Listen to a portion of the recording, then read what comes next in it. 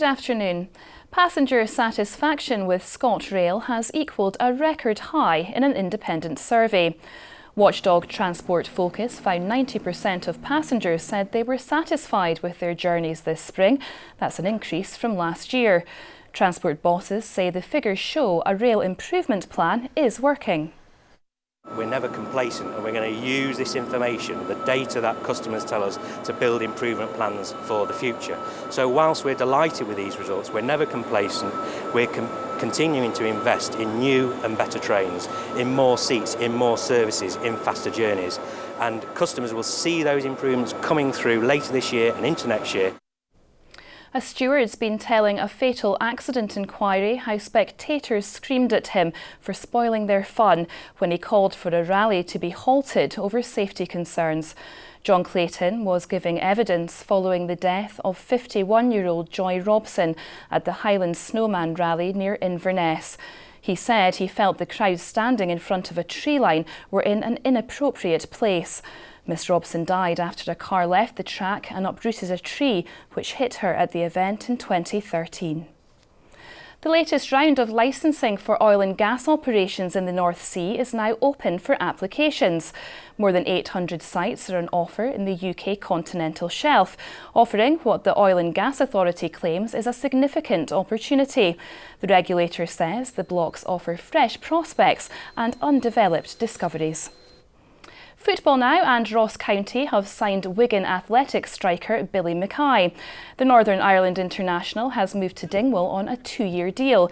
The 28-year-old spent the second half of last season on loan at Inverness. Archaeologists have discovered some important Pictish findings at a site in Moray. The Aberdeen University team have unearthed a longhouse at Burghead Fort that dates between 500 and 1000 AD. It's really only this year that we opened a bigger trench to reveal the house floor, post holes and artefacts as well. The artefacts are great, but it's really that kind of wider context that's really interesting in terms of being able to identify structures and houses within the fort.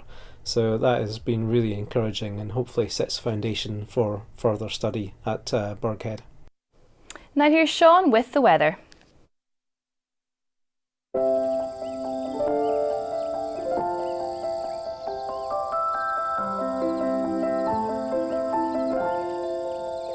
STV Weather, sponsored by Thompson.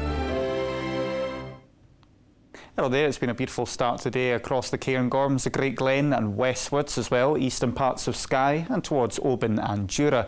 Elsewhere the clouds should thin a wee bit to give us some brighter sunny spells, and this afternoon there'll be a few scattered heavy showers developing over central and northeast Highland areas, perhaps drifting into North Aberdeenshire and Murray a little bit later on. Scattered showers across Orkney through tonight and some heavy bursts potentially coming into Shetland. Lots of clear skies in central and western parts, but a big change in the weather coming in later on in the night and tomorrow morning. A very, very wet start today. The rain clearing away from the Northern Isles in the evening, followed on by blustery showers in the northwest. STV Weather, sponsored by Thompson.